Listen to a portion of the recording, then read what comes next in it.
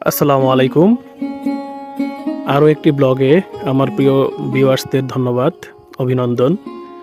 আজ এই ব্লগে আমার সাথে সংযুক্ত হয়েছেন আরও ২ জন। আমি মোহাম্মদ মুফাজ্জল হোসেন সহ ছোট ভাই রাইসুল ইসলাম নাঈম এবং তুরাক তাসিন। আমাদের আজকের গন্তব্যস্থল দমদমা থেকে ডুমনি পর্যন্ত।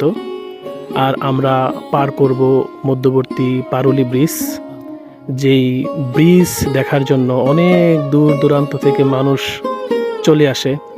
বিশেষ করে আসরের পর থেকে মাগরিবের পূর্ব পর্যন্ত এবং গোধূলি পর্যন্ত মানুষ এখানে ভিড় করে। মৌমাছির মতো মানুষ এখানে আসে এই পারুলির সৌন্দর্য উপভোগ করার জন্য। তো আজকে আমরা পারুলির পথে।